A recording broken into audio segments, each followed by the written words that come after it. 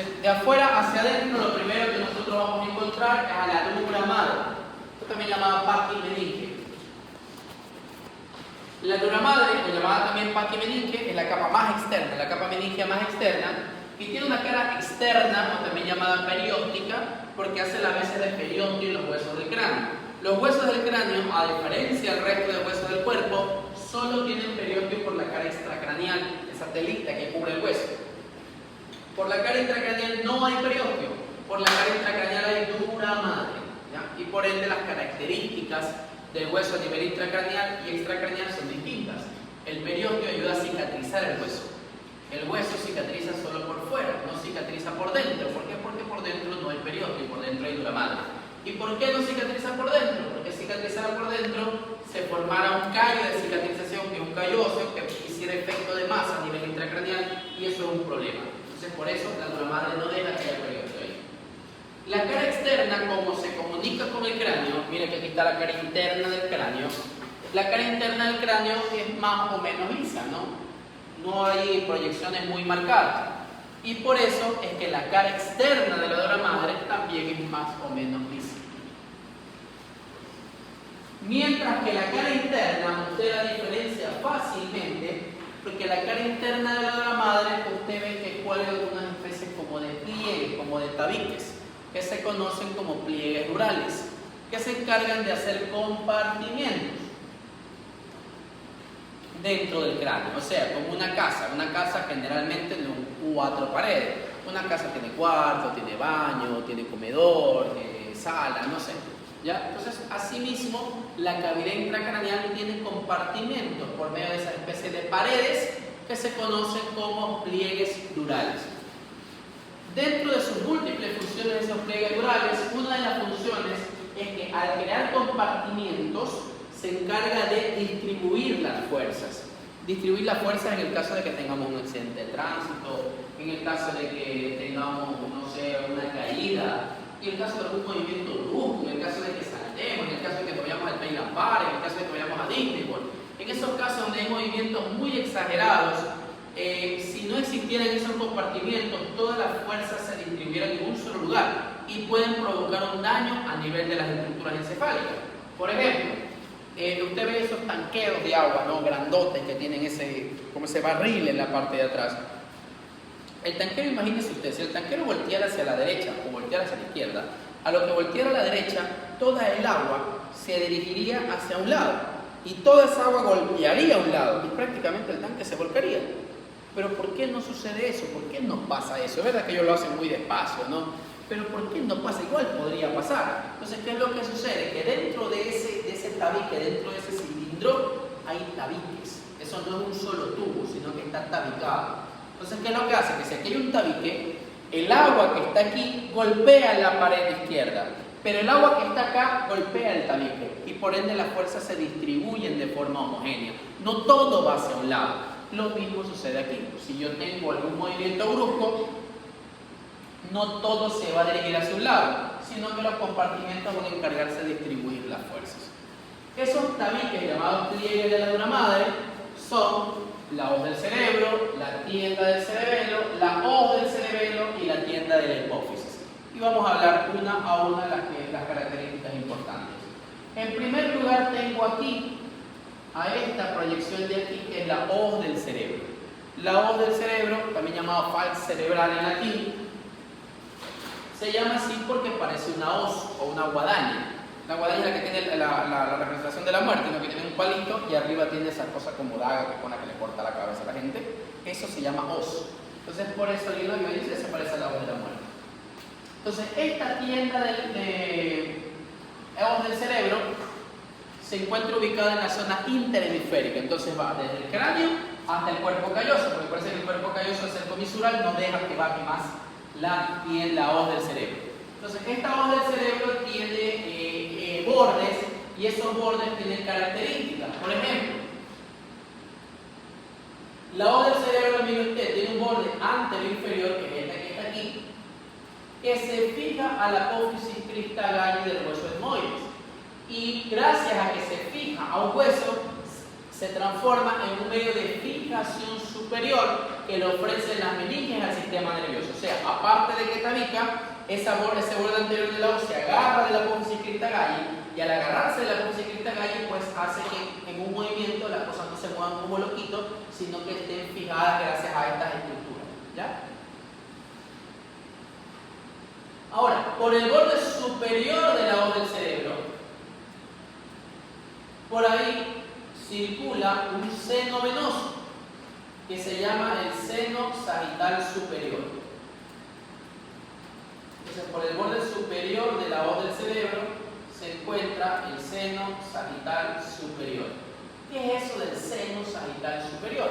El seno sagital superior es un gran tubo venoso. Es un gran tubo que está aquí, dentro de la dura madre. Acuérdense que la dura madre tiene la cara externa perióstica y la cara interna meningia, que es donde caen los pliegues. Entonces, en determinadas zonas, esas dos capas se separan y dejan un espacio que se llama seno venoso de la dura madre. Esos senos venosos les va a drenar, o ahí drenan de las venas del encéfalo. Entonces, por ejemplo, mire acá. Mire, este es el seno sagital superior que pasa por el borde superior de la O del cerebro. Esta es una gran estructura venosa. ¿Qué drena hacia él? Hacia él drena prácticamente la mayoría de las venas de la cara lateral del cerebro. Mire usted, las venas frontales drenan aquí, las venas parietales, las venas occipitales. Y esta vena de aquí, que se llama la vena anatomótica superior, también drena a nivel del seno sagital superior, que viene drenando sangre del lóbulo temporal. O sea, prácticamente la cara externa o lateral del cerebro drena hacia el seno sagital superior. Toda esa sangre venosa llega hacia él. Y el seno sagital superior luego, hacia atrás, va a llegar a una zona que se conoce como la confluencia de los senos. También antes le llamaban tórcula o la prensa de Eirófilo. Entonces, siguiendo con el gráfico que habíamos conversado, mire, el seno sagital superior que pasa por el borde superior de la hoz y que va a terminar, va a desembocar aquí en la confluencia de los senos. Una zona que se conoce como confluencia de los senos. Ahí llega el seno sagital superior. ¿Ya? Por el borde inferior de la O del cerebro, por aquí, por este borde inferior, va a pasar otro seno. ¿Que ¿Cómo cree usted que se va a llamar? Si está abajo del anterior. El seno sagital inferior. Exactamente. Este es el seno sagital inferior. El seno sagital inferior yo lo veo por la cara medial. ¿Ya? Al seno sagital inferior lo veo por la cara medial. Este seno sagital inferior va a recibir toda la sangre venosa de los vasos, principalmente de la cara medial del cerebro. La cara lateral es el seno sagital superior, la cara medial es el seno sagital inferior de la cara medial. A diferencia del anterior, ¿dónde desembocaba el seno sagital superior su sangre venosa? ¿En dónde? En la confluencia de los senos. Este seno sagital inferior, mire usted, no llega a la confluencia de los senos, porque acá está la confluencia, llega acá. A otro seno que pasa por aquí, por el borde posterior inferior de la hoz del cerebro, que se conoce como el seno recto. Se lo voy a poner en otro color, también es sangre venosa, pero se lo voy a poner en otro color como para que lo pueda diferenciar. Pero la sangre es igual, es sangre venosa. Entonces, mire, el seno sagital inferior desemboca aquí, en esta estructura de aquí que se llama seno recto. El seno recto. Y el seno recto es el que desemboca aquí en la confluencia de los senos. ¿Ya? El seno sagital inferior no llega a la confluencia de los senos, llega al seno recto. Y el seno recto es el que llega a la confluencia de los senos. A diferencia del seno sagital superior, que ese sí llega a la confluencia de los senos. ¿Estamos claros? Y ahí ya tengo todos los bordes. Borde inferior que es libre, borde superior que está fijo al hueso, borde anterior inferior y el borde posterior inferior de la hoz del cerebro. ¿Ya? Ahora vamos a ver otro pliegue de la madre. Entonces, si usted se da cuenta y mira con un poquito de amor y cariño, esta es la hoz del cerebro y hacia abajo y a los lados yo tengo otros pliegues. O sea, si mi cuerpo es la hoz del cerebro, hacia los lados se proyectan como unas alitas otra proyección que se llama tienda del cerebelo. Se llama tienda del cerebelo porque se ubica sobre el cerebelo como una especie de tienda de campaña. Entonces, miren por ejemplo acá. Esta es la parte posterior de la hoz del cerebro. Aquí tengo al seno sagital superior, acá tengo parte del seno sagital inferior y haciéndose seno recto. Por acá estaría la prensa del óvulo con confluencia de los senos. Y aquí yo tengo a la tienda del cerebelo. Este de aquí sería la tienda del cerebelo. Y mire usted que la tienda del cerebelo, aquí se lo voy a checar. Y mire usted que la tienda del cerebelo se encuentra por arriba a los lóbulos occipitales del cerebro y por abajo a los hemisferios cerebelosos. Y es por eso que la tienda del cerebelo que divide a las estructuras, lo que está por encima se le va a llamar, ¿cómo se llama lo que está por encima de la tienda? Supratentorial. Y lo que está por debajo de la tienda se va a llamar infratentorial. Entonces la tienda me divide. Entonces, por ejemplo, los lóbulos occipitales son supra o infra. Supratentoriales. Y los hemisferios cerebelosos son infratentoriales. Entonces, mire la tienda, se ubica como una especie de tienda de campaña. Por eso le llaman tienda del cerebelo o tentorio.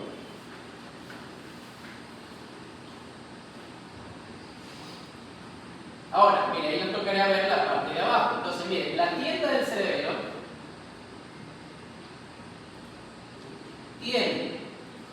se une, mire, aquí se une con la tienda del cerebelo del otro lado. Aquí se une con la tienda del cerebelo del otro lado, en esta porción medio posterior. ¿Y qué pasa por ahí? ¿Qué pasa donde estoy señalando? ¿Qué seno pasa por ahí? El seno recto. Entonces, mire, esa porción de unión entre la tienda con la tienda del otro lado es el borde posterior inferior de la hoz del cerebro. Por ende pasa lo mismo, pasa el seno recto. Entonces, la tienda del cerebelo tiene todas estas porciones fijas. Mire, tiene esta porción donde pasa el seno recto, tiene esta porción que está adosada al hueso, tiene esta porción de aquí que está pegada también aquí al peñasco. Todo esto es tienda del cerebelo y es una porción fija porque está agarrada al hueso. Pero la tienda del cerebelo tiene una pequeña porción que es libre. Tiene esta porción de aquí que es libre. Esta porción libre, que es la única porción libre de la tienda del cerebelo, se une con la porción libre del otro lado. Y al unirse con la porción libre del otro lado, va a formar lo que se llama la incisura o cisura del tentorio. O sea, el borde libre de un lado con el borde libre del otro lado se unen y forman la incisura del tentorio. Nunca se van a comunicar entre sí. Se forman la incisura del tentorio o la cisura del tentorio. ¿Qué es? Esta incisura del tentorio es la comunicación entre lo supra y lo infratentorial. Imagínense si todo esto estuviera cerrado, ¿cómo me comunico con el cerebro? El cerebro estaría excluido. Entonces, gracias a esta apertura, que se llama incisura del tentorio, es que el mesencéfalo puede asomarse para comunicarse con el diencéfalo, que ya es supratentorial. O la señal supratentorial puede bajar por el mesencéfalo al puente y al bulbo para comunicarse con lo infratentorial. O sea, gracias a esa censura es que el mesencéfalo puede tener esa conexión entre lo supra y lo infratentorial. ¿Estamos claros? ¿Ya? Ahora, de los bordes fijos tenemos este que ya conversamos, que es el borde medial y posterior, que es el que se comunica con el otro lado, que pasa el seno recto, que ya sabemos que aquí le llega luego a la prensa de erófilo. Pero ¿qué más llega al seno recto? Aparte de llegar al seno, ¿qué le llegaba al seno recto hasta ahorita? El seno sagital inferior. Entonces, pero al seno recto también le llegan otras estructuras. Por ejemplo, mira, aquí no se ve el seno recto todavía.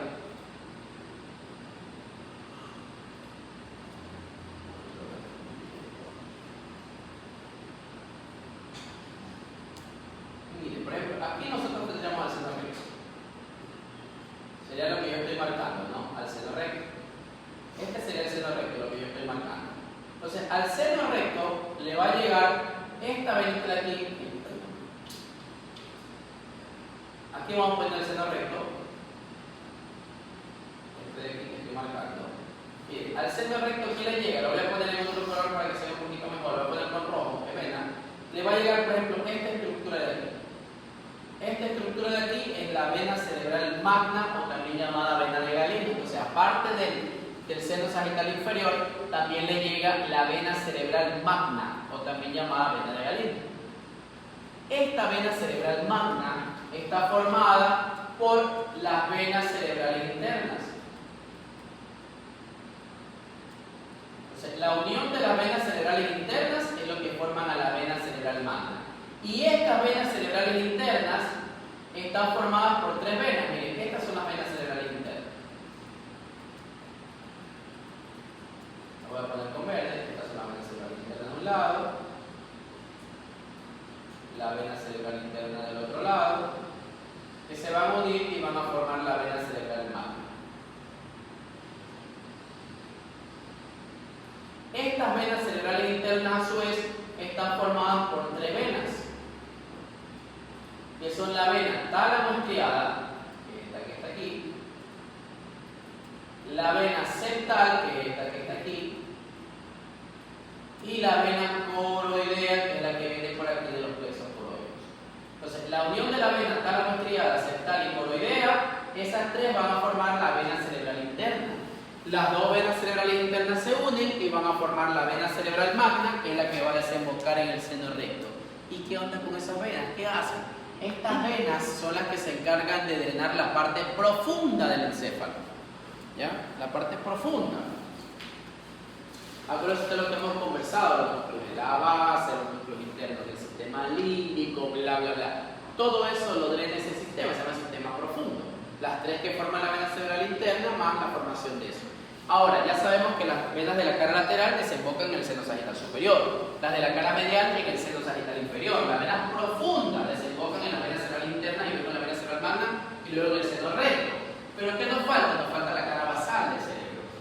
¿Quién drena hacia la cara basal del cerebro? ¿Cómo se drena la sangre venosa de la cara basal del cerebro? Pues existe una vena que se llama la vena basal, antes llamada de Rosenthal. Entonces mire usted,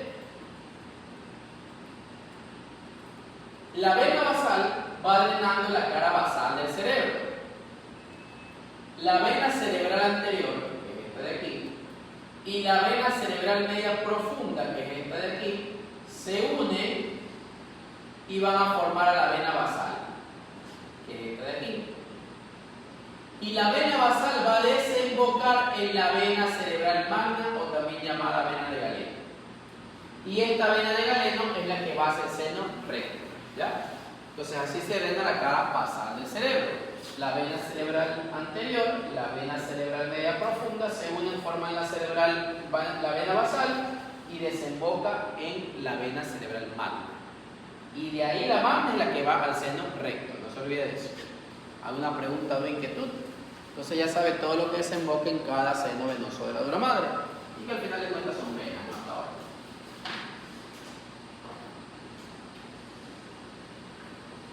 Ahora, dentro de las meninges, la dura madre, que es la que más se habla, la dura madre tiene vascularización. ¿Cuál es la vascularización de la dura madre? Las arterias meninges. ¿Cuáles son las arterias meninges? Tres: anterior, media y posterior. La más importante es la arteria meningia media. ¿Ya? ¿Cuál es la inervación? Principalmente por el nervio trigémino. Es el principal nervio que lo inerva.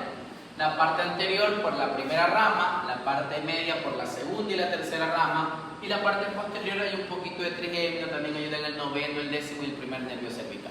¿Ya? Pero la inervación más importante de la meninge es por el nervio trigémino. Entonces, ese nervio trigémino con los vasos que nutren a la meninge forman un complejo que se llama complejo neurovascular. El complejo neurovascular es importante entenderlo y conocerlo porque es causante de determinadas enfermedades, y una de ellas es una enfermedad muy conocida, más que todo por las mujeres jóvenes, que es la migraña, que es un tipo de dolor de cabeza, que es la mitad de la cabeza, que es pulsátil, es medianamente frecuente en mujeres jóvenes, de edad de ustedes, por ejemplo. Y el problema en la migraña es ese complejo neurovascular, esa relación entre los vasos y los nervios de la cabeza, de la dura madre, son los que provocan el problema. Ahí es más, ellos liberan determinadas sustancias, que ese es el enfoque de los fármacos más fuertes que existen para la migraña, cuando la migraña no se ve de forma normal y natural con fármacos comunes.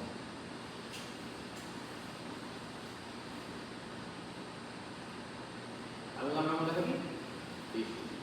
Ahora, recapitulando lo que ya hemos conversado, ¿no? Tenemos de afuera hacia adentro el hueso, dura madre, aracnoides y pia madre. Entre el hueso y la dura madre tengo un espacio. ¿Cómo se llama ese espacio? Epidural, extradural o peridural, ¿verdad? Entonces, el espacio epidural es un espacio virtual, es decir, un espacio que normalmente no existe y que si existe, algo malo está pasando. Ahora, este es el hueso y esta es la dura madre, o sea, el espacio no existe.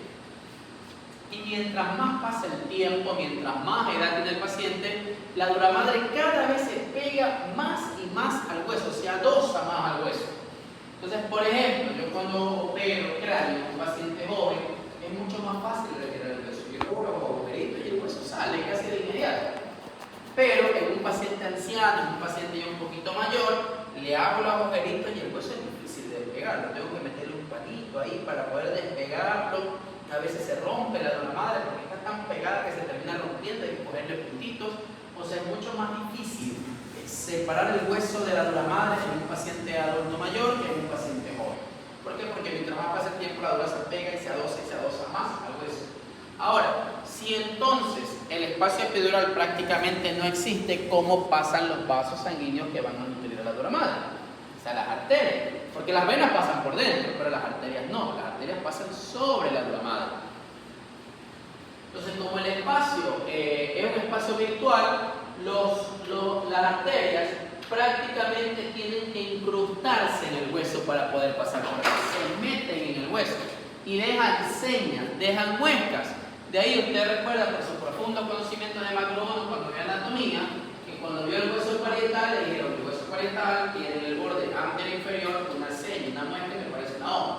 Se llama la hoja de higuera, si usted recuerda. Entonces, ¿por qué la arteria tiene que pegarse al hueso? O sea, que es incrustarse al hueso, porque el espacio epidural no existe. Entonces tiene que incrustarse en el hueso, ¿ya? Ahora, recordemos que la dura madre también tiene sus senos sagitales, superior, inferior, etc. Vamos a poner el superior, que es el más representativo. Y vamos a ver cómo las venas frontales, occipitales, bla, bla, bla, de la cara medial llegan al seno venoso, por ahora poniéndolo como ejemplo al superior, pero todos los senos venosos es igual. Entonces, mire, ¿qué es lo que sucede? Digamos, no, la vena frontal va a desembocar en el seno sagital superior. Vena frontal, pasa la pia madre, pasa por aquí por el espacio subaracnoideo. Parece que en el espacio subaracnoideo yo tengo líquido cefalorraquídeo, entonces por aquí circula bien bonito. Llega al aracnoides y luego va a pasar por este espacio. ¿Cómo se llama este espacio entre la dura madre y el aracnoides? El espacio. El subaracnoideo es que está acá, entre el aracnoides y la pia madre. Subdural, el espacio subdural. Ya, entonces bien, el espacio subdural es un espacio que sí existe, pero no hay nada, es como un espacio, es aire, nada más. Es un espacio, no hay nada, no hay agua como el líquido se pone en el espacio subaracnoideo, por ejemplo. Entonces, ¿alguien en algún momento vio el comportamiento de las venas cuando van a llegar al seno sagital, en este caso pasando por el espacio subdural, y lo vio así, y como estaban ahí volando entre la nada, dijeron que parecía un puente, y le llamaron las venas puente. Entonces, las venas puente son todas las venas que pasan por el espacio subdural buscando a su seno de drenaje. A eso nosotros le vamos a llamar venas puente. Eso pasa cuando levantamos la dura madre, a veces vemos unos vasitos ahí pegados entre la dura madre y el cerebro. Eso es una vena puente. ¿Ya? Ahora sí, entendiendo estos conceptos de cómo pasan determinadas cosas en relación a los vasos, podemos conversar acerca de un problema, que son los hematomas. Generalmente, producto de un accidente, una caída, un golpe, etcétera, etcétera, etcétera, se puede formar una colección de sangre que se llama hematoma. Ese hematoma puede estar ubicado en dos lugares básicos. En el espacio epidural se llama hematoma epidural, o en el espacio subdural se llama hematoma subdural. ¿Ya? Entonces vamos a ver ahora, en base a la neuroanatomía que ya estamos conversando y ya sabemos, cómo yo puedo diferenciar un hematoma epidural de un hematoma subdural.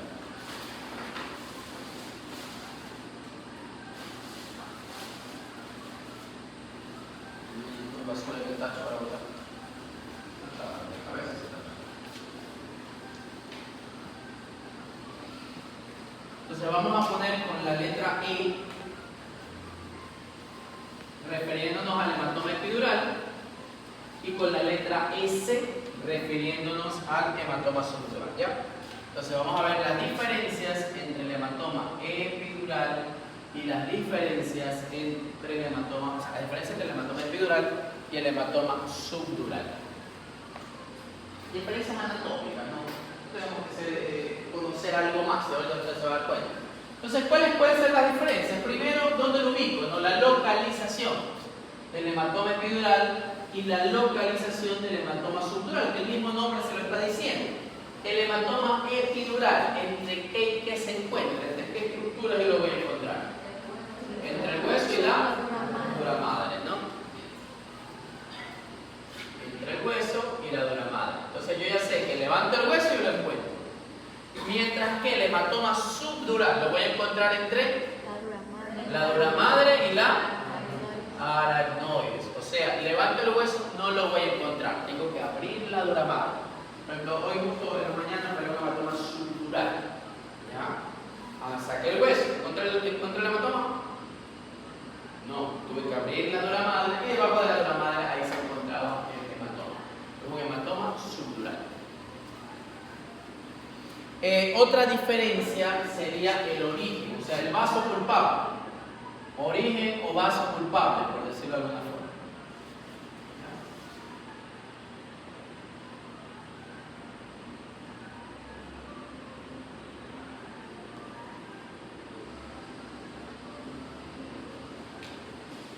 Entonces, hablemos del espacio epidural. ¿Qué vaso yo encuentro en el espacio epidural?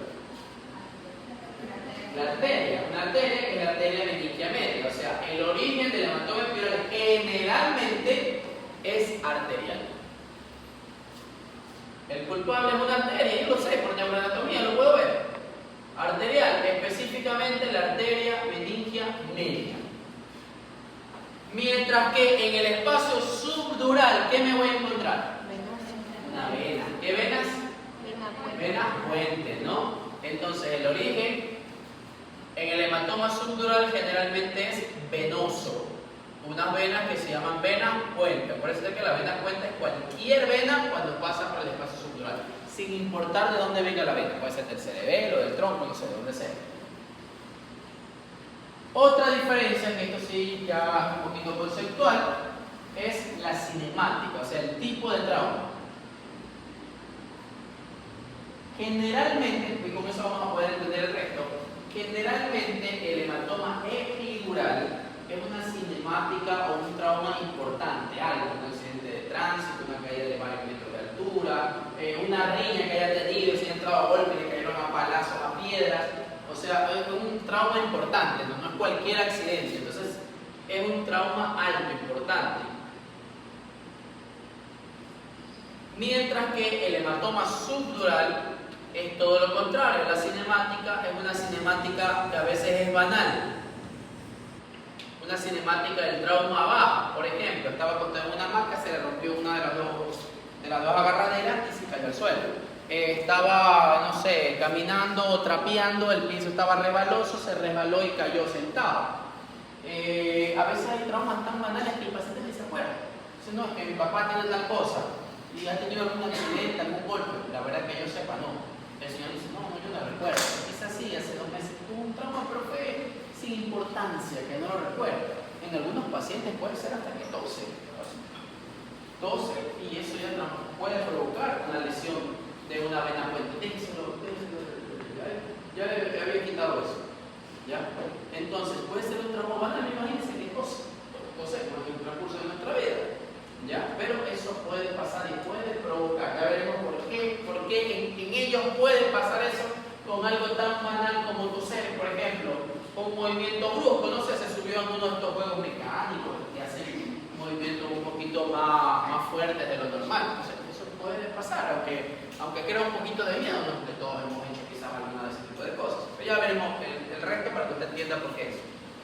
Entonces, otra diferencia es la edad. Una pregunta. ¿Cuál sería la cinemática de las subdurales? Es cinemática del trauma bajo, o sea, traumas mínimos. Por eso le digo, se resbala en el suelo, se le cae la hamaca, no sé, van caminando y le cae un pelotazo porque estaban jugando fútbol a alguien. O sea, cosas banales, cosas que a todos incluso nos puede pasar. ¿Ya? Entonces, la edad, y ahí viene la diferencia. Yo soy doctor, pero yo no puedo estar en la calle, por todo, y me puede dar un hematoma subdural. Pero vamos a entender, ahorita que con la edad usted va a entender otras cositas más. Entonces, con respecto a la edad, bien. Entonces es importante, miren, una cinemática del trauma importante generalmente en qué edad aparece. Generalmente en qué edad existen los accidentes de tránsito en moto, los accidentes por caída, los accidentes por estar en alguna riña callejera. ¿Eso es más frecuente en quiénes? En los jóvenes, ¿no? Es difícil que usted vea, no sé, un señor de 94 años en una moto sin casco y haciendo concurso de moto. O que se entra a golpe como otro señor de 96 años ahí a ver, no sé, peleando por alguna señorita. Ya, o sea, no puede pasar, ¿no? En la viña del Señor todo hay, pero no es frecuente que eso suceda. Entonces, generalmente las cinemáticas del trauma importantes son más frecuentes en los jóvenes. Entonces, la edad es en los jóvenes. Ahora, otra cosa que hace al joven más predispuesto a los hematomas epidurales. Acuérdese usted que el espacio epidural, si bien es cierto, es virtual, pero en los jóvenes la dura madre no está tan pegada al hueso. Entonces, si se rompe un vaso, sí se puede formar un hematoma epidural. ¿Ya? Mientras más pasa el tiempo, por ejemplo, mi dura madre tiene que estar un poquito más pegada que la de ustedes. Igual soy medianamente joven, entonces algo de espacio tiene. Pero, por ejemplo, mi abuelita, que tiene 84 años de edad, ya la dura madre de allí está recontra pegada en el hueso. Entonces, que vaya a formar un hematoma epidural, eso es prácticamente imposible. Y en ello ya no se puede, ya nada va a despegar eso. Aparte que la arteria meningia media en los ancianos ya está calcificada, ya está hecho cacho, entonces es difícil que se rompa. Entonces, prácticamente un hematoma epidural en un anciano es algo imposible. Por lo que le digo, la dura madre muy pegada al hueso, ¿no? Y además ellos no hacen pues traumas importantes en teoría. Entonces son las causas de por qué en los jóvenes ocurre esto. Uno, por la cinemática, y otro, porque su espacio epidural aún se puede formar algo, aunque sea virtual. En cambio, en la edad de los traumas banales, y generalmente aquí edad que aparecen traumas banales que se rebalan en el suelo, que quizás no caminan muy bien y se tropiezan y se caen, eso sucede más que todo en los ancianos, ¿no? En los ancianos es cuando pasa ese tipo de cosas. Entonces la edad es más frecuente en los ancianos, los hematomas subdurales. Es donde ellos más frecuentemente pasan. Entonces un cargador o algo que tenga cable. Algo que tenga cable. Prefiero el cargador. Ya. Gracias. A ver, entonces, miren. Asumamos que mi mano izquierda es el seno sagital superior. Mi mano izquierda es el seno sagital. Mi mano derecha sería el cerebro. ¿Ya? Ahora, el cerebro del ancianito es un cerebro grandote o un cerebro chiquito. Un cerebro chiquito. ¿Por qué chiquito? Porque ellos tienen atrofia cortical fisiológica. O sea, mientras va pasando el tiempo, el cerebro se va degenerando. Ya, mi cerebro es un poco más chiquito que el de ustedes, el de mi abuelita más chiquito que el de todos nosotros, etc. Entonces, miren, dijimos que mi mano es el seno sagital superior. Mi otra mano es el cerebro. Este sería, por ejemplo, el cerebro de ustedes, un cerebro grande, bien nutrido, ¿no? Este cable serían las venas puente. Entonces, en el caso de ustedes, como tienen su vena puente, su cerebro muy bien formado, su vena puente prácticamente puede hacer eso. Usted salta, corre, se va al Lampard, se sube, va a Disney World, va a todo ese tipo de cosas. Y no hay ningún tipo de problema. Pero ¿qué sucede con el anciano? El anciano tiene atrofia cortical fisiológica. Entonces, el anciano, el cerebro se hace más chiquito. El cerebro se hace más chiquito, y mientras más chiquito se hace el cerebro, la vena puente se tensa más. Y mientras más chiquito, más se va a tensar, y más se va a tensar la vena puente. Entonces, como la vena puente se tensa más, eso hace que se rompa fácilmente. Entonces, el ancianito, no sé, está caminando, el piso está resbaloso, se cae al suelo y se rompe la vena puente. ¿Ya? Entonces, mientras más viejito está, las posibilidades que haga un hematoma subdural por cosas banales, como por ejemplo que tosa, o que sea estreñido y puje, o que haga un movimiento brusco, o que se suba a un juego de estos mecánicos, etc., aparece. No es que a todos les va a pasar, pero la posibilidad es mayor en ellos, incluso con traumas banales, traumas pequeños, medianamente sin importancia. Entonces, eso es lo que hace que el paciente adulto mayor sea más tendente a los hematomas subdurales que el paciente joven. Ahora, en base a lo que hemos conversado, también podemos sacar la clínica del paciente. ¿Cómo se presenta ese paciente? El cuadro clínico. Entonces, miren, la clínica de este paciente, recuerda usted, es un paciente joven, cuidado con ese teléfono, es un paciente joven que llega a encontrar un accidente importante, un accidente de tránsito, una calle de gran altura, una riña callejera fuerte, importante, todo golpeado y todo eso. Es un paciente joven. Ese es el paciente que usted tiene que pensar que puede tener un hematoma epidural. Ahora, ¿cuál es el cuadro clínico de ese paciente? Esos pacientes a veces llegan graves, intubados, ya todo el mundo sabe que algo tiene que tener ese paciente. Pero a veces el paciente llega bien. A veces el paciente puede llegar despierto, conversando, hablando, así como cualquiera de ustedes en algún momento. ¿Ya? Y eso nos puede dar una falsa sensación de seguridad. Yo siempre digo, el neurológico es traicionero.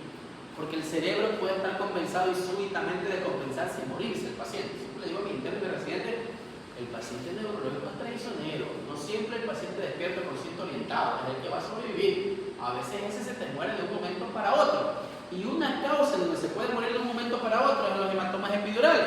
Porque ¿qué pasa? Que el hematoma epidural es arterial o venoso. Es arterial. ¿Y la arteria qué hace? Late.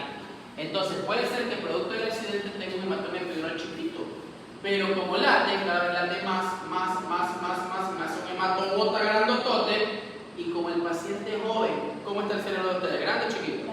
Grande. Como ustedes no tienen atrofia cortical fisiológica, no le dan chance, no hay ningún espacio donde el hematoma pueda ahí ubicarse hasta que alguien se dé cuenta. Entonces, súbitamente, el paciente hace un proceso que termina con una lesión a nivel del bulbo raquídeo, y cuando el bulbo raquídeo se destruye, el paciente hace muerte por parada cardiorrespiratoria, y de ahí, café, rosquita y queso, se murió. ¿Ya? Y eso puede ser súbito, no es que el paciente te va a avisar, oye, yo creo que me voy a miar, no. El paciente puede estar hablando, y yo te digo, ese paciente está que habla y todo. No le tomé mucho en cuenta, no sé, mira, este paciente de 20 años de edad, ayer tuvo un accidente en moto sin casco, se dio contra un poste, el acompañante se murió, pero él está despierto como que nada. Estamos esperando que se haga tomografía. Y sí que habla ese muchacho, ayer estamos reunidos para comprar pizza, y él estaba diciendo, a mí también traigo mi pizza, yo como aquí tengo plan. O sea, un paciente que aparentemente está todo normal, y al otro día llevo a averiguar, ¿qué pasó con el chico Pepito? Se murió. ¿Cómo así? Estaba, habla, de repente no habló, y la gente dijo, al fin se cayó. Y cuando lo fueron a ver, el paciente estaba inconsciente, lo llevaron, lo intubaron y todo, pero no había nada que hacer, se murió el paciente. ¿Qué puede haber pasado con ese paciente? Este día estaba bien, tenía un hematoma epidural, se confiaron, la arteria pulsó, creció. Como no tiene atrofia cortical, el cerebro no compensó y de repente el paciente se murió. Por eso estos pacientes a veces le llaman, y el paciente que está bien y de repente se muere. ¿Ya? En inglés le dicen shock and die. Está hablando y chao, se muere. Tank and die. Se murió. ¿Ya? Entonces por eso hay que tener mucho cuidado con estos pacientes. Entonces, ¿cuál es la enseñanza? Si tiene usted un paciente joven con un trauma importante, que haya gran altura, etcétera, no se puede ir a la casa hasta hacer una tomografía de la cabeza. Si le hace la tomografía de la cabeza y tiene un coágulo chiquito epidural, pues venir a ver si después crece. Si no crece, Dios gracias, pues se va a su casa después de unos días. Si crece, pues quizás haya que operarlo, porque si no se nos va a morir. Y si no hay nada en la tomografía, lo podemos mandar a la casa. Pero no se olvide de eso. El paciente que habla, neurológicamente hablando, no siempre es el que está bien. El epidural es traicionero. Ahora, en cambio, la diferencia con el hematoma subdural. El hematoma subdural, el origen es arterial o venoso. Es venoso, las venas no laten, las venas gotean. O sea, este hematoma primero se va formando de a poquito, va goteando y formando. Y aparte el espacio subdural no es virtual, es real. Entonces más chance todavía. Y aparte los ancianos tienen atrofia cortical fisiológica. O sea, tienen espacio en su cerebro, le dan espacio. Por ende el hematoma puede formarse y a veces pasan meses. El paciente, no sé, hace 3 meses se cayó de la hamaca, se le soltó un lado de la hamaca, se cayó. Le dolía la espalda, se comenzó a poner mentol 3 veces a la semana y de repente ya no tenía nada. Y después de 3 meses, no sé, fue en agosto el accidente, se Septiembre, octubre, noviembre. En noviembre el paciente no podía caminar, comenzaba a arrastrar la pierna, o comenzó con dolores de cabeza intensos que no se iban con nada, o comenzó con ataxia de la marcha, como que se mareaba fácilmente, o comenzó con trastornos de conducta. O sea, algo pasó y dicen, ¿qué puede ser un infarto cerebral que tiene el paciente? Le hacen una tomografía y un hematoma subdural. Entonces, mire la diferencia en la clínica, ¿no? La diferencia es que el paciente puede estar clínicamente normal, tiene un trauma banal. Un trauma banal puede pasar 2 a 3 meses y de repente ahí hacer un cuadro clínico neurológico. Por ejemplo, esta paciente tenía un mes. Hace un mes se había resbalado porque había pesado mal, se resbaló, los familiares no le tomaron en cuenta y el día de, anoche llegó el día de ayer, antes de ayer, la paciente había comenzado con dolores de cabeza y vómitos que no estaban precedidos de náuseas. ¿Se acuerdan de ese vómito? ¿Cómo se llama ese vómito? Vómito en proyectil, en escopetazo. Y daba aumento de la presión intracraneal, la llevaron al hospital, le hicieron una tomografía, tienen un hematoma subdural y bueno, afortunadamente ahí se operó y Dios quiera la señora todo de bien, ¿ya? Pero mire usted, este cuadro de un mes, este cuadro de espera, para que usted vea la diferencia. Entonces usted ve un adulto mayor que tiene un trauma banal hace unos cuantos meses o menos y comienza con defectos neurológicos, dentro de las posibilidades está que tenga un hematoma subdural. Yo cuando era interno de medicina, una vez me llegó, me acuerdo, un paciente, un señor como de 80 años de edad, le llamaba mucho la atención, porque él llegaba con la taxa marcada de la marcha, pues como que fue un cerebeloso. Y yo le pregunté nada, a ver señor, con la cuenta de ese dedo que se la apunta en la nariz, no hacía mal. Y dijo, es un síndrome cerebeloso. Lo mandé a medicina interna, eso es un infarto. Lo mandé a medicina y le pregunté, ni sabía cómo se llama el señor. Y lo mandé a medicina interna. Y luego de una hora vuelve el señor. Y yo, ¿por qué lo trae este paciente aquí? Este paciente yo lo mandé allá que era un infarto. Y me dice, no es ningún infarto, es un hematoma subdural. Yo veo la tomografía, efectivamente, era un hematoma subdural. Nunca le pregunté nada al paciente. Y ya después le digo, señor, y usted sabe que el señor lo único que decía era que se había caído. O sea, sí, yo hace 3 meses, doctor, estaba haciendo no sé qué cosa, me caí y me golpeé. Entonces, si uno hubiera preguntado, evidentemente ya la cosa podía cambiar, ¿no? El señor mismo decía, hace 3 meses me caí, me golpeé, y de repente ahorita estoy mareado, no puedo caminar, siento como que estuviera borracho, no puedo ni siquiera tocarme la nariz, etcétera, etcétera, etcétera. Entonces, si uno hubiera preguntado, esas son las enseñanzas que le van a dar los errores de la vida, ¿no? Si yo le hubiera preguntado al señor, hubiera contado el accidente y evidentemente yo hubiera pensado dentro de las posibilidades que era un hematoma subdural. Le mandaba a hacer la tomografía y el paciente se hubiera quedado con nosotros y no hacerle todo ese paso de cuello para allá y luego vuelve, ¿verdad? Entonces siempre es importante interrogar al paciente, ¿no? Si el paciente habla, hay que hablar con él. Entonces, eso. La gravedad, ¿no? Obviamente entienden cuál es más grave. El epidural, sin lugar a dudas, es más grave. No me estoy diciendo que no es grave, pero es menos grave, por decirlo de alguna manera, ¿no? El epidural es grave por todo lo que le digo, el paciente no tiene atrofia cortical, late, se puede morir. Los subdurales en teoría no son tan graves. Por ejemplo, la familiar, que era la hija de la señora, me decía, doctor, ¿y cómo va a quedar con una secuela, no va a poder mover el brazo, etcétera? Generalmente eso no pasa, porque el hematoma está sobre el cerebro. Y como está sobre el cerebro, yo no toco el cerebro. Yo lo que hago es sacar el coágulo que está sobre el cerebro. Ahora, ¿cuál es el problema aquí? Que como son viejitos, pues generalmente el viejito es hipertenso, es diabético, tiene problemas cardíacos, tiene problemas pulmonares. Eso es lo que los complica a ellos, su edad. Más que la patología. Por la patología ellos, esto es fantástico, porque entran sin mover la parte derecha del cuerpo y después la cirugía ya la mueven mejor que antes. Entra con dolor de cabeza y sale solo con dolor en herida. Entra con ataxia y luego ya camina y corre. Es súper chévere porque no daña el cerebro, el hematoma está sobre el cerebro, no en el cerebro. Entonces eso es lo bonito, pero como les digo, pues lo malo es que como son pacientes adultos mayores, pues tienen otras enfermedades. Y a veces esas otras enfermedades son las que los complican a los pacientes. No me acuerdo que operaba una señora como de 30 años con un hematoma subdural. Pero súper bien, la señora no podía mover la parte izquierda del cuerpo, luego la movía y después ya no la vi. Yo dije, ¿qué pasó? Se fue no, que la señora tenía un problema cardíaco, pero no tenía un marcapaso y problemas que ya propios de su enfermedad, más que del hematoma. ¿Ya? Y por último, la forma. Entonces, la forma del hematoma es interesante. El hematoma epidural, como es un espacio virtual, este hueso y esta dura madre, es un espacio virtual, o sea, están pegados los dos, se rompe el vaso y lo que hace es formar un espacio. Entonces adopta esta forma, que es la forma biconvexa, forma de limón, dicen algunos. ¿Ya? Entonces lo que hace el epidural es hacer esto mismo, formar esta forma biconvexa. Este es epidural, esto es biconvexo. Mientras que el hematoma subdural, como el espacio subdural es un espacio real, este gotea, llena el espacio subdural, pero como el cráneo es curvo, nosotros tenemos curvas en nuestro cráneo, se curva también como el cráneo y toma un aspecto de semiluna o de banana, dicen algunos. ¿Ya? Entonces tiene un aspecto, en cambio el subdural tiene este aspecto como de semiluna, como de media luna, ¿ya? O de banana, dicen. Entonces el epidural es biconvexo y el subdural tiene forma de semiluna. ¿Alguna pregunta o inquietud tipo algo?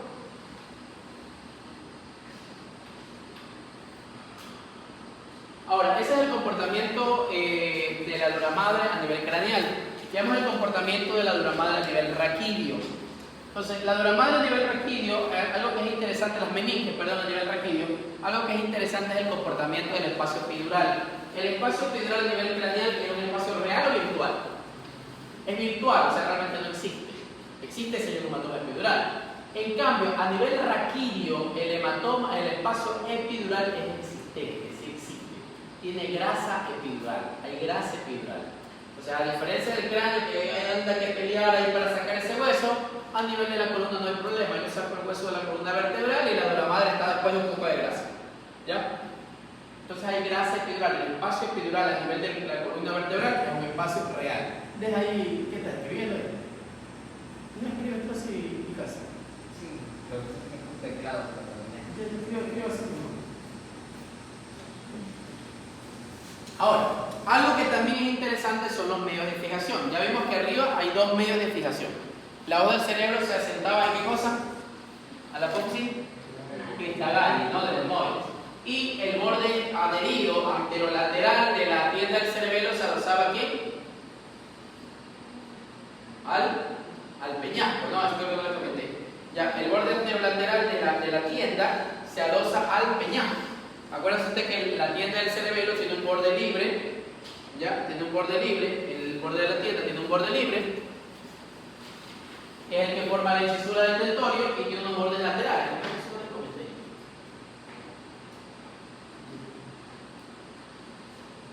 Sí, creo que eso no lo comenté. Con respecto a la tienda, mira, tiene un borde libre, que es el que ya conversamos, y tiene unos bordes adheridos. Entonces, este borde adherido de aquí, que sería anterolateral, este se adosa al peñasco. Este borde que se adosa al peñasco también es un medio de fijación porque se adosa a un hueso. Por aquí va a pasar el seno petroso superior. Por este borde anterolateral va a pasar el seno petroso superior. Y me queda esta porción de aquí, bueno, no me queda bastante cosa. Y me queda esta porción de aquí que también está adherida. ¿Cómo se llamaba este elemento de aquí donde llegaba el seno sagital superior? La prensa del óvulo, tórculo, confluencia de los senos. ¿No? La sangre llega aquí, la del seno recto y la del seno sagital superior. Ahora, ¿por dónde se va esta sangre? Esta sangre aquí, lo voy a poner con rojo para cambiar de color. Esta sangre de la prensa del óvulo que llegó aquí, luego sale por este borde adherido de la tienda del cerebelo por medio de otro seno que se llama el seno lateral o seno transverso. Sale por el seno lateral o seno transverso. Este seno lateral o seno transverso luego hace una especie de sigma hacia abajo, formando otro seno que es el seno sigmoideo. El seno sigmoideo. Este seno sigmoideo luego envía su sangre hacia la vena yugular interna. Acuérdese usted que la vena yugular interna, luego de un proceso, se une a la subclavia y forma el tronco venoso brachiocefálico que se une con el del otro lado y van a formar a la vena cava superior. Y la vena cava superior es la que llega al corazón y ahí llega su sangre venosa. ¿Ya?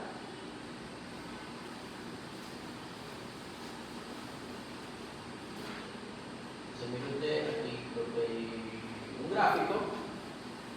Tengo el seno sagital superior aquí. El inferior no lo veo porque está en cara lateral. El seno recto no lo veo porque es cara lateral. Aquí hay un pedacito del seno recto. Llega aquí a la confluencia de los senos. De la confluencia de los senos sale por el seno lateral. El seno lateral luego, bueno, hace su seno sigmoideo.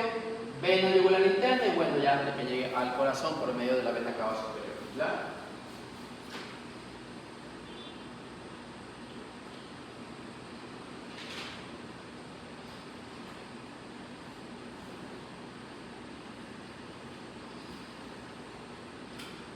¿Hasta aquí uno duda? Sí. Hablando de los medios de fijación ahora sí. Entonces miren, la arriba medio de fijación con peñasco y con cristagalle, ¿verdad? Ahora, hay medio de fijación lateral que le da la dura madre. La dura madre acompaña al nervio raquídeo y al nervio craneal hasta que sale del hueso, principalmente a nivel de los nervios raquídeos, lo hace hasta el agujero de conjunción. Entonces, la dura madre se proyecta sobre la estructura del sistema nervioso y acompaña al nervio raquídeo hasta que llega al agujero de conjunción.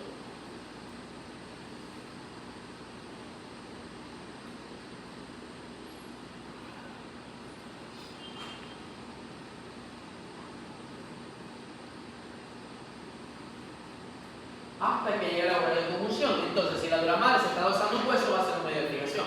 Entonces se agarra del agujero de conjunción y así cuando yo me muevo, pues la médula espinal no es que va bailando de un lado para el otro, sino que está fija.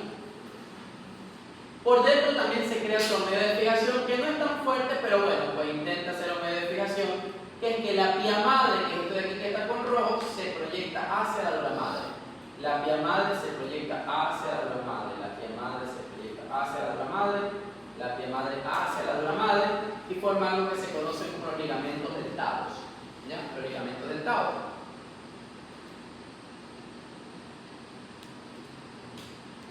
Aquí lo podemos ver un poquito. Lo rojo que está cubriendo la dura es la pía madre, lo azul sería la dura madre y mire usted cómo esto rojo se proyecta hacia la dura madre, se proyecta hacia la dura madre y eso es un ligamento dentado. Y mire cómo lo azul está acompañando al nervio hasta el agujero de conjunción, entonces ese es el otro medio de fijación lateral. ¿Ya?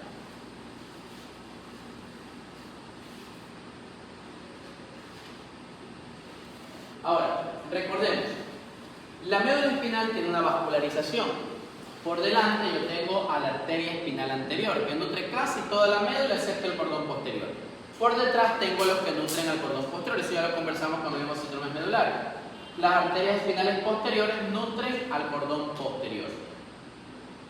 La pía madre, acuérdese usted que la pía madre rodea, cubre a la médula espinal. Cubre casi como que mi mano fuera la médula, por ejemplo, y la pía madre fuera mi otra mano. Entonces prácticamente es como una fundita que se pone sobre el encéfalo, sobre el tronco, sobre el cerebelo y en este caso sobre la dura madre.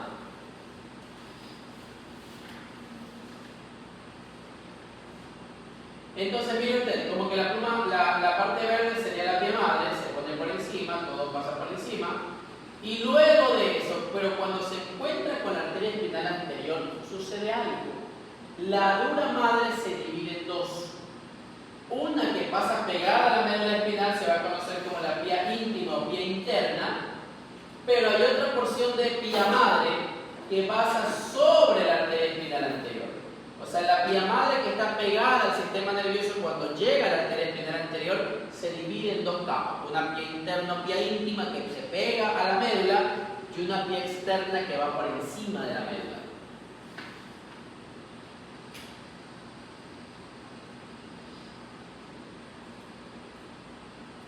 Si yo lo veo de frente, miren cómo se proyectaría. Yo tengo a la arteria espinal anterior pasando por el surco medio anterior de la médula, aquí está el surco medio anterior, aquí está la arteria espinal anterior que pasa por aquí.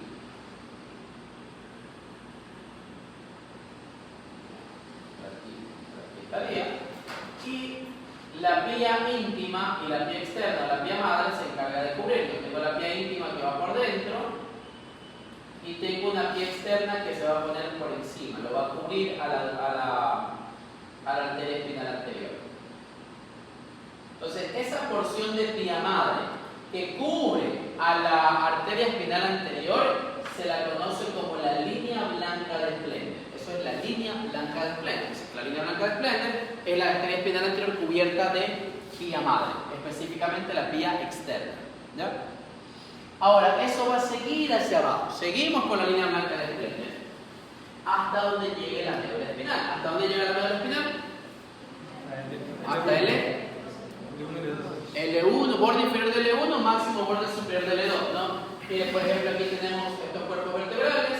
Esto es L5, esto es L4, esto es L3, esto es L2, esto es L1 y esto sería T2. Se mire usted cómo hasta aquí llega la médula espinal, ¿no? Más o menos borde inferior del L1 hacia el borde superior del L2. Hasta ahí yo tengo línea blanca de Splendid. ¿Por qué? Porque la arteria espinal anterior ¿a qué nutre? ¿A qué elemento del sistema nervioso? ¿A qué elemento va a nutrir la arteria espinal anterior? ¿La médula, el cerebro, el tronco? ¿A quién? A la médula espinal. Entonces, si ya se acaba la médula, ya no hay arteria espinal anterior, si ya no hay médula. Entonces, después de que se acaba la médula, continúa este elemento, pero ya no con arteria espinal anterior, sino sin arteria espinal anterior, sino solamente ¿qué es lo que sigue? Cordón medular.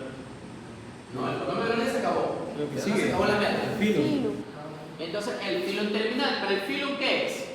Pia madre con arteria espinal anterior, es solo pia madre, porque acuérdense que la línea blanca de Splendid era la arteria cubierta de pia madre, pero la arteria se acaba la médula y se acaba la arteria.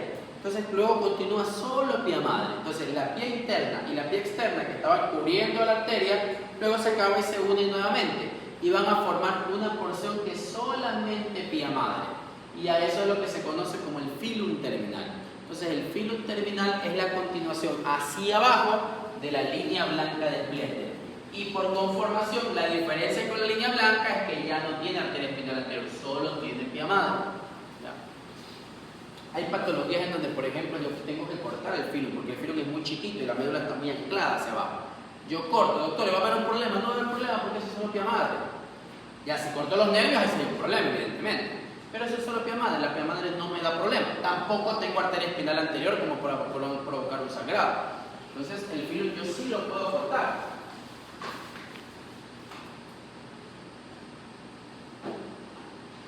Cuando lo corro, un poquito más notorio. Entonces, mire usted la diferencia. El filum entonces aparece desde que se acaba la médula hasta más hacia abajo. Y es la continuación hacia abajo de la línea blanca de Splendid. Ese es el filum terminal. Ahora, si usted se da cuenta, mire, la médula espinal llega aquí, hasta L1 máximo L2. Pero si usted ve con naranja, la dura madre continúa. O sea, la dura madre no se queda donde se queda la médula. La dura madre sigue. ¿Sigue hasta dónde? Sigue más o menos hasta, mire, desde el 5, S1 casi S2. Todo este espacio, desde que se acabó la dura madre hasta aquí donde termina, donde se acabó la médula espinal, hasta aquí donde termina la dura madre, todo esto está repleto de líquido cefalorraquídeo y se llama saco dural. Arriba también hay líquido, pero aquí ya encuentro líquido sin médula. Esto se llama saco dural. El saco dural es el lugar perfecto para poder hacer funciones lumbares. O sea, sacar muestra de líquido cefalorraquídeo, poner antibióticos, etc. ¿Por qué? Porque aquí ya no me encuentro con la médula espinal.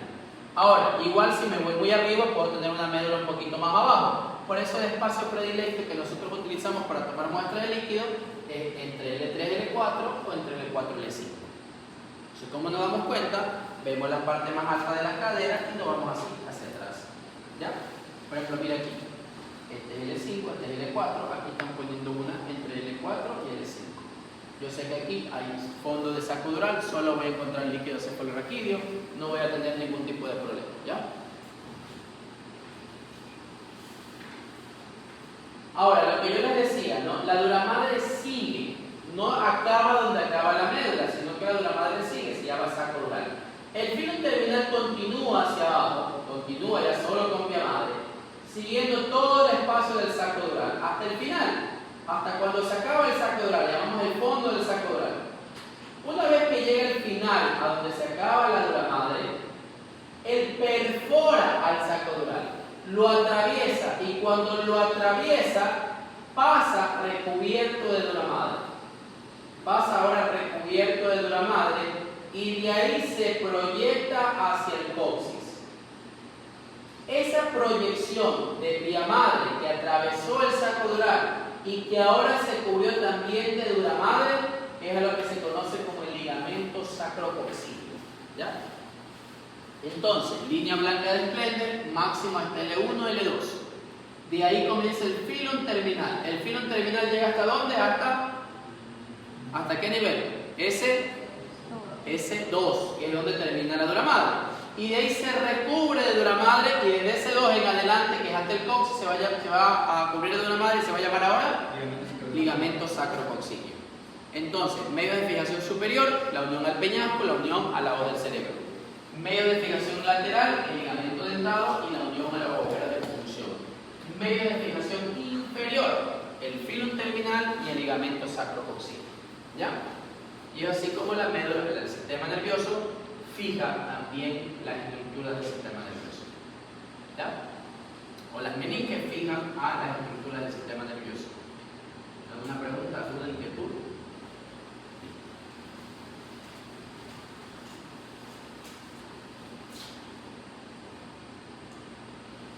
Ahora, hablando un poquito de las leptomeninges, que es la aracnoides con la pia madre, recordemos que eso ya lo sabíamos, ¿no? Tenemos el hueso, tenemos la dura madre, tenemos la aracnoide, tenemos la pia madre. Ahora, la pia madre cubre la estructura del sistema nervioso, pero la estructura del sistema nervioso tiene una capa externa también, una especie de piel.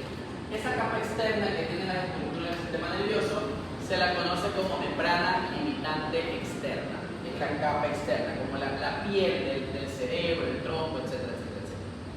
Y recordemos que aquí existen dos tipos de vasos.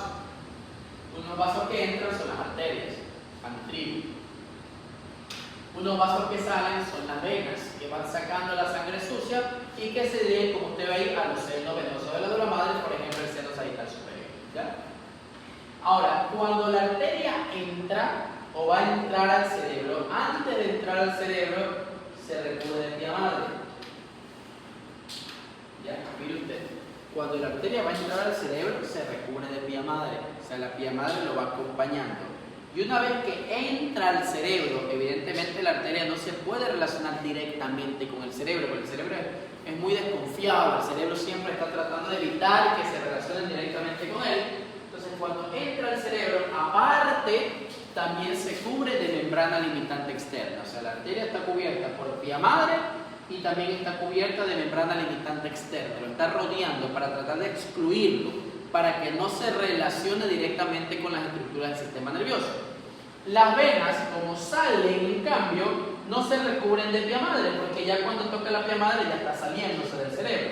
Solamente se recubren de membrana limitante externa. Entonces, solamente tienen membrana limitante externa. Estas membranas que cubren tanto a las arterias como a las venas forman unos espacios que se llaman espacios perivasculares de Virchow-Robbins, ya que fue el que lo descubrió. Esos espacios perivasculares son importantes porque son espacios que aparecen entre los vasos y cuando nosotros hacemos imágenes a veces los podemos ver y vamos a pensar que quizás es un tumor, que quizás es un quiste, cuando realmente son los espacios que le ofrecen esas capas. Entonces, los espacios perivasculares pueden ser arteriales o venosos. Los venosos simplemente se llaman espacios venosos y los arteriales tienen dos. Entonces, tengo el espacio entre la membrana limitante y la pia madre, que este espacio de aquí se conoce como espacio subpial. Usted lo puede ver. ¿Ya? Espacio periarterial a espacio subpial. Y el espacio entre las aracnoides y ya el vaso, es decir, que este espacio que está aquí, se conoce como espacio intrapial. Ahora, en la vena solo tengo un espacio porque solo tengo membrana limitante externa. El espacio entre la membrana limitante y el vaso, a este espacio de aquí, se lo conoce, se lo llama como espacio perivehicular. Y esos son los espacios perivasculares de Virchow-Robbins. ¿Ya? Ahora, enfoquémonos en la arteria. La arteria entra, se recubre de pia madre, se recubre de membrana limitante externa. Y al final, en la parte final de la arteria, se libera de la pia madre y solamente se cubre de membrana limitante externa. Y en esa parte final, cuando se libera de pia madre y solo tiene membrana limitante externa, es cuando se relaciona más estrechamente con las neuronas.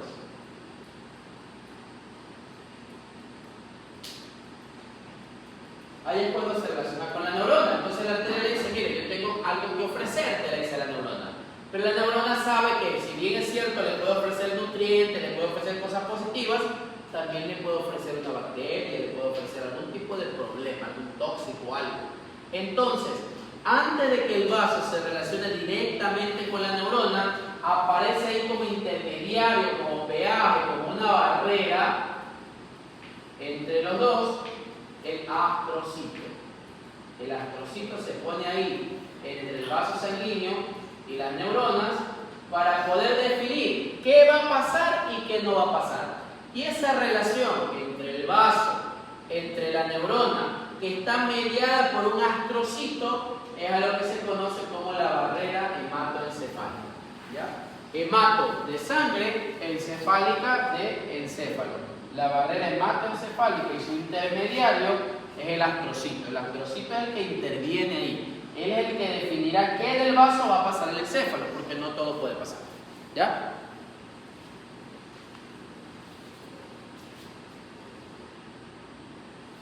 Y con eso terminamos de hablar de las meninges. Vamos a hablar un poquito ahora de los ventrículos cerebrales. ¿Ya?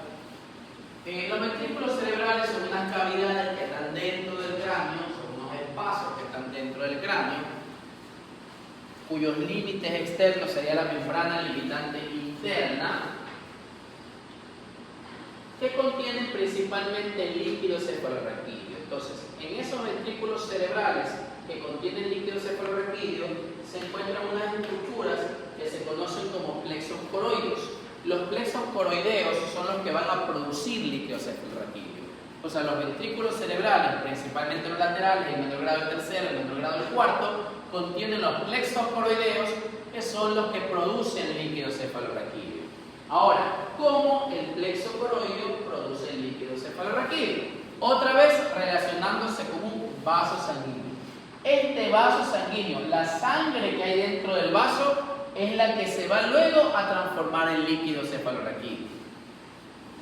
Entonces yo tengo otra vez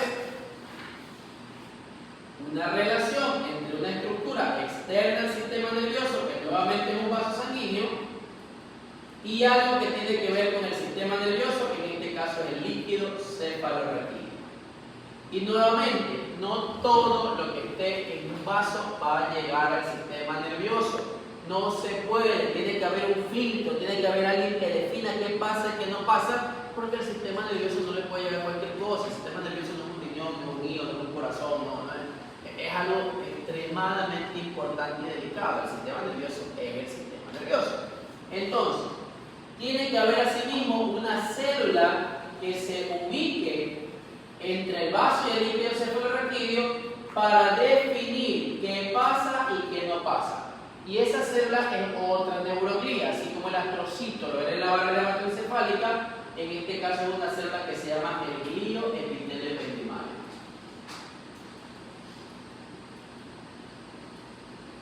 Glio epitelio ependimario, que es usted lo debe haber escuchado por su profundo conocimiento del libro. ¿Ya? El glio epitelio ependimario. Y entonces, el glio epitelio ependimario, que es el intermediario entre el vaso y el líquido cefalorraquídeo, es el que forma otra barrera que se conoce como la barrera hemolicuoral. Hemo, sangre, licuoral, líquido cefalorraquídeo. Entonces ya usted sabe que hay dos principales barreras en el sistema nervioso, que son las que filtran lo que va a llegar hacia él. La barrera hematoencefálica, cuyo intermediario es el astrocito, y la barrera hemolicuoral, cuyo intermediario es el epitelio ependimario. Entonces, por medio de esta barrera, la sangre se va a terminar transformando en líquido cefalorraquídeo. Este líquido cefalorraquídeo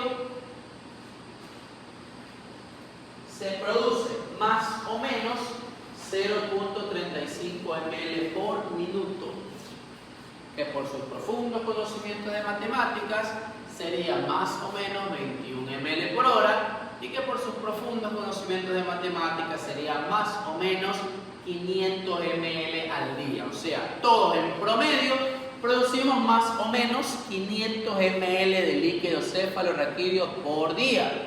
Pero aquí aparece un problema, que es que nuestro cerebro solamente contiene 150 ml de líquido cefalorraquídeo. O sea, la capacidad de nuestro cráneo y médula espinal es solamente para abarcar 150 ml. 125 en el espacio subaracnoide y 125 en los ventrículos.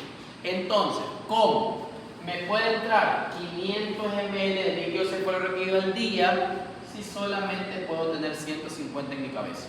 ¿Qué tiene que pasar para que esos 500 ml se produzcan en el día? Si solo me entran 150. ¿Qué tiene que pasar? O sea, 500 ml no van a entrar si solo me entran 150. Entonces, ¿cómo se producen esos 500 ml? ¿Qué tiene que pasar para que esos 500 ml se produzcan? Que el líquido cefalorraquídeo se produzca y luego se reabsorbe. Entonces, se produce, se reabsorbe, otra vez se produce el líquido cefalorraquídeo, se vuelve a reabsorber. Entonces, miren que tiene que haber una armonía importante entre lo que produce, lo que circula y lo que se reabsorbe. No es solo producir, no es solo circular, no es solo reabsorber, hay que haber una armonía. Entonces, si usted divide 500 entre 150, le sale más o menos 3 a 4. Es decir, que para que se puedan producir los 500 ml y no haya problemas, tiene que haber una reabsorción de 3 a 4 veces en el día para que me puedan entrar esos 500 ml. ¿Ya? Ahora, el líquido cefalorraquídeo ya se produjo gracias a la barrera molecular. Ya está. ¿Dónde se van a encontrar alojados? En los ventrículos cerebrales principalmente, para luego circular. ¿Cuáles son los ventrículos? Primero, tengo a los ventrículos laterales, que parece como una C con cola. Es una letra C con colita. Entonces, estos ventrículos laterales yo tengo, adelante el cuerno frontal o anterior. Acá abajo el cuerno inferior temporal o esfenoidal de los ventrículos laterales. Y acá atrás está como colita el cuerno posterior u occipital de los ventrículos laterales. ¿Ya? Ahora, estos ventrículos laterales que contienen líquido cefalorraquídeo, que tienen plexo coroideo en gran cantidad, que producen mucho líquido, luego su líquido cefalorraquídeo, por medio de este agujero interventricular, antes llamado de Monro, pasan el líquido aquí al tercer ventrículo. El tercer ventrículo, ¿cuáles eran los límites laterales del tercer ventrículo? Los tálamos, ¿no? Los tálamos, el tálamo y el hipotálamo. Entonces, mire, incluso aquí tengo la adhesión intertalámica, ese huequito que hay ahí. ¿Ya? Del tercer ventrículo, por medio del acueducto cerebral, o antes llamado acueducto de Silvio, pasa al cuarto ventrículo, que también parece un rombito, y lo vemos aquí a la de frente. Estos son los ventrículos laterales. Por el agujero interventricular va al tercero, del tercero por medio del acueducto va al cuarto ventrículo. Del cuarto ventrículo, por medio de los agujeros laterales del cuarto ventrículo, antes llamados de Luschka, pasa la sangre al espacio subaracnoideo craneal y al espacio subaracnoideo raquídeo. Y por un agujerito que está en el centro, que se llama el agujero central del cuarto ventrículo, en la época de mi abuelita llamada de Mayendi, va a pasar por un canalito central que se conoce como epéndimo o canal central, que se acuerda que es el que se dilata en la septimomielos, el centro medular. ¿Ya? Y así es como el líquido cefalorraquídeo ahora está en el espacio subaracnoideo. ¿Estamos claros aquí? El líquido cefalorraquídeo ahora está en el espacio subaracnoideo. Acuérdense usted que el espacio subaracnoideo es un espacio que está entre la aracnoide y la pia madre. O sea, el líquido cefalorraquídeo ya llega aquí. Pero, ¿qué sucede? El espacio subaracnoideo no es como usted lo ve ahí, así, uniforme. El espacio subaracnoideo tiene ensanchamiento, tiene agrandamiento. A esos ensanchamientos del espacio subaracnoideo le llamamos cisternas. Entonces, el espacio subaracnoideo tiene cisternas subaracnoides que no son nada más que el espacio ensanchado. Ahora, ¿por qué me sirve entender eso? Porque en la imagen o en las imágenes yo voy a ver ensanchamientos del espacio subaracnoideo, voy a ver las cisternas. Y cuando yo sospecho que mi paciente tiene edema cerebral, o sea que el cerebro está hinchado, evidentemente lo primero que se comienza a perder son los espacios. Y esos espacios se llaman cisternas. Entonces yo reviso las cisternas y si tengo cisternas, yo digo mi cerebro está edematizado. Porque lo primero que se perdería son las cisternas. O lo contrario, mi cerebro está edematizado. ¿Por qué? Porque no veo las cisternas normales.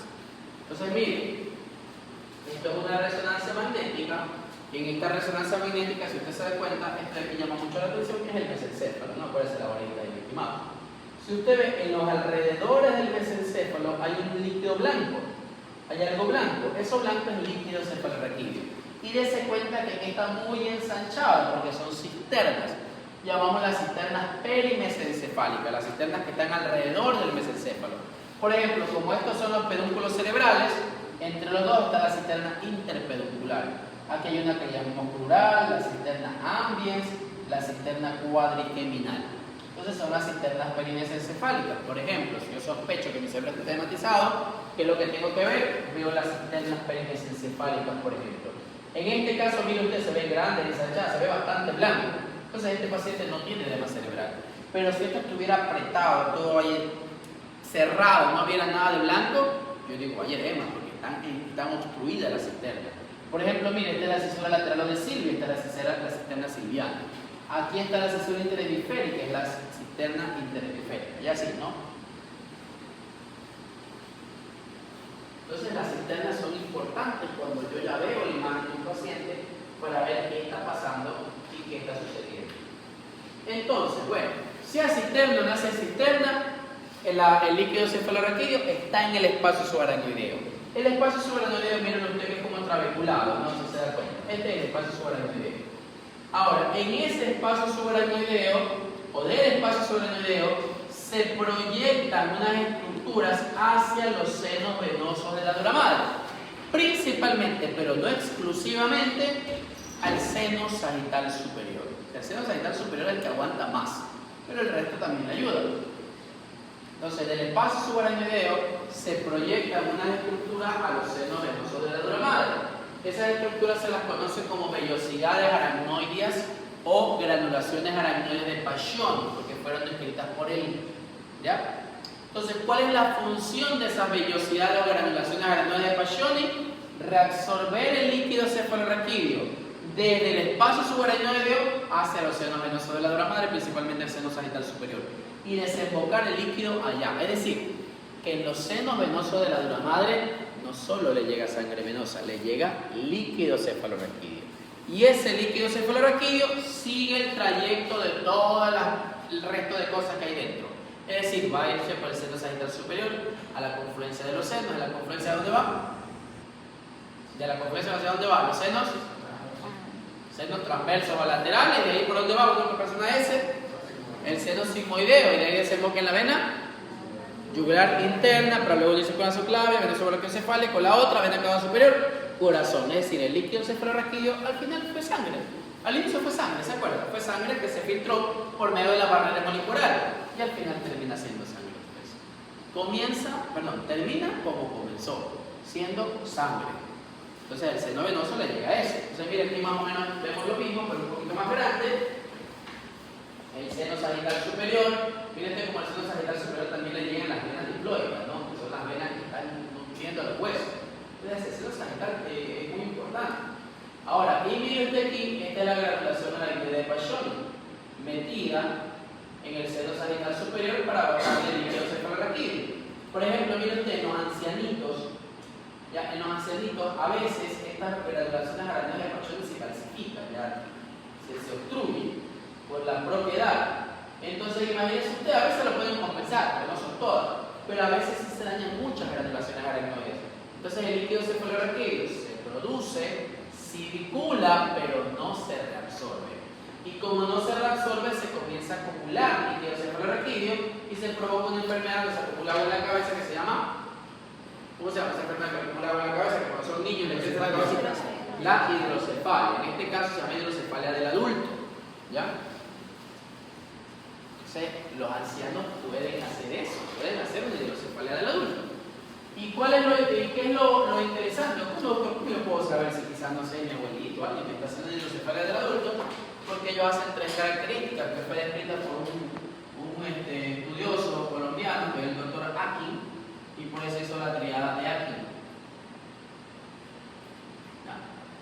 Se había dicho por el pedido que no había hecho nada, por eso ya no lo nombraron mucho. Nada más triada Akin-Adams. Entonces, la triada de Akin, que ocurre en los pacientes con hidrocefalia del adulto, cuando se daña esa forma de reabsorción, ocurren tres cosas interesantes. Trastornos de conducta. El paciente comienza a hacer trastornos de memoria, se comienza a poner agresivo, pero también hace trastornos de la marcha. El paciente comienza a no poder caminar, utilizar silla de ruedas y también hace trastorno del esfínter. El paciente ya no puede aguantarse la gana de orinar, se orina, no avisa, se defeca, ya no avisa, un paciente que antes avisaba y ahora ya no, hay que ponerle pañal, etc. Entonces, miren, ocurren esas tres características y si aparece en adulto mayor, usted puede pensar que son hidrocefálicos. Pero si miren, de entrada usted ve un paciente adulto mayor, olvídese de lo que estamos conversando ahora, un paciente adulto mayor, viejito, que comienza con trastornos de la conducta, trastornos de memoria, se hace un poco agresivo, se olvida de las cosas, ¿qué usted pensaría? La enfermedad de Alzheimer, ¿no? Eso es lo que uno pensaría, por lo menos basado en lo que hemos conversado. Si vemos un viejito que se olvida de las cosas, lo primero que usted piensa es esa patología. Pero ahora, ¿cuál es el problema? Que la enfermedad de Alzheimer es una enfermedad irreversible, o sea, si es que eso no se va a curar nunca. Esos pacientes lo que uno hace es enlentecer la progresión natural de la enfermedad, pero una enfermedad degenerativa progresiva, ese paciente se va a morir sí o sí. Pero ¿qué sucede si realmente no es una enfermedad de Alzheimer? Si realmente quizás es una hidrocefalia del adulto. Esto de aquí sí tiene tratamiento. Yo le pongo una válvula. Le pongo una válvula que va de la cabeza a la barriga, de la cabeza al corazón, y todo este líquido encefalorraquídeo se me drena hacia otro lugar y el paciente mejora casi al 100%. Entonces, estos pacientes de aquí sí tienen cura. Los pacientes con enfermedad de Alzheimer no tienen cura. Entonces, hay que aprender a diferenciar. Entonces, ¿cómo se diferenciar? Pues haciendo el diagnóstico diferencial. Cuando tengo un paciente adulto mayor, viejito, que se olvida de las cosas, es verdad que puede ser una enfermedad de Alzheimer, pero puede ser también esto. Yo tengo que hacer el mínimo una ecografía. Y más aún si el paciente aparte asocia trastornos para caminar, trastornos para el control del esfínter, que le hago una tomografía. Y si no tiene esa patología, los ventrículos están normales, pues lamentablemente es una enfermedad de Alzheimer y ese paciente está condenado a morir pronto. Pero si sí tiene una hidrocefalia, él tiene un tratamiento y ese paciente va a mejorar casi al 100%. Entonces es importante cuando vean un paciente con trastornos de la memoria diferenciar de esta patología. Mire que en Bogotá, en Colombia, que fue donde estuvo el señor Akin, el hijo del señor Akin, el doctor Akin, él tiene un instituto solo de manejo de hidrocefalia. Entonces él demostró que antes de que el padre descubriera esta patología, a la gran mayoría de pacientes que llevaban abuelitos que se olvidaban de las cosas, eran pacientes con Alzheimer, lo metían a un ancianato y terminaban muriendo ya de viejitos.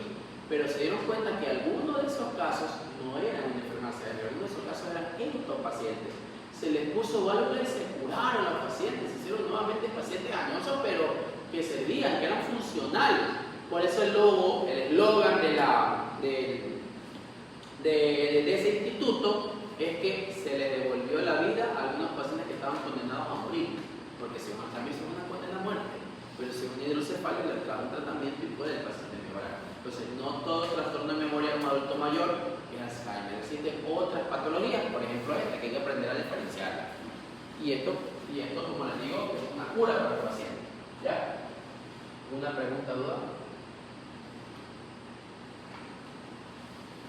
Les tomo la asistencia, no se olviden que después